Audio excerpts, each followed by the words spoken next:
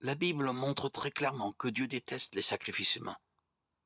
Les nations païennes qui entouraient les Israélites pratiquaient le sacrifice humain dans le cadre du culte des faux dieux. Dieu a déclaré qu'un tel culte lui était détestable et qu'il le haïssait. Deutéronome 12:31, 18:10. En outre, le sacrifice humain est associé dans l'Ancien Testament à des pratiques maléfiques que Dieu déteste également, comme la sorcellerie et la divination. 2 Rois 21:6. Ainsi, si Dieu déteste les sacrifices humains, pourquoi avoir sacrifié le Christ sur la croix et comment ce sacrifice peut-il être le paiement de nos péchés?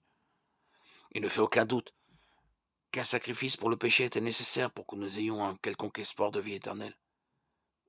Dieu a établi la nécessité du sang versé pour couvrir le péché. Hébreux 9:22. En fait, Dieu lui-même a accompli le tout premier sacrifice animal pour couvrir temporairement le péché d'Adam et Ève. Après avoir prononcé des malédictions sur le premier couple, il a tué un animal, versé son sang et en a fait une couverture pour Adam et Ève. Genèse 3:21. Instituant ainsi le principe du sacrifice animal pour le péché. Lorsque Dieu a prescrit la loi à Moïse, il a précisé en détail comment, quand et dans quelles circonstances les sacrifices d'animaux devaient lui être offerts. Cela devait continuer jusqu'à ce que le Christ vienne offrir le sacrifice ultime et parfait, qui a rendu le sacrifice animal inutile. Mais en réalité, le souvenir des péchés rappelé chaque année par ces sacrifices, car il est impossible que le sang de taureau et de bouc enlève les péchés. Hébreux 10, 3, 4.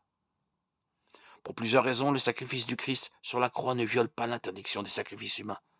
Premièrement, Jésus n'était pas simplement humain. S'il l'était, son sacrifice aurait également été temporaire, car une seule vie humaine ne pouvait pas couvrir les péchés de toutes les personnes qui ont existé.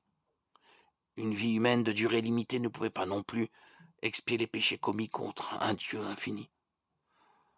Le seul sacrifice viable devait être un sacrifice infini, ce qui signifie que seul Dieu lui-même pouvait expier les péchés de l'humanité. Seul Dieu lui-même, un être infini, pouvait régler la dette qu'il se devait à lui-même. C'est pourquoi Dieu a dû devenir un homme et habiter parmi les hommes. Jean 1,14. Aucun autre sacrifice ne pouvait suffire. Deuxièmement, Dieu n'a pas sacrifié Jésus. Au contraire, Jésus, en tant que Dieu incarné, s'est sacrifié lui-même. Personne ne l'a forcé. Comme il l'a dit clairement, il a donné sa vie volontairement. Personne ne me l'enlève, mais je la donne de moi-même. J'ai le pouvoir de la donner, j'ai le pouvoir de la reprendre. Tel est l'ordre que j'ai reçu de mon Père. Jean 10, 18. Dieu, le Fils, s'est sacrifié à Dieu le Père et a ainsi rempli toutes les exigences de la loi. Contrairement au sacrifice temporaire, le sacrifice unique de Jésus a été suivi de sa résurrection. Il a donné sa vie et l'a reprise, offrant ainsi la vie éternelle à tous ceux qui croient en lui et acceptent son sacrifice pour leurs péchés. Il a fait cela par amour pour le Père et pour tous ceux que le Père lui a donnés.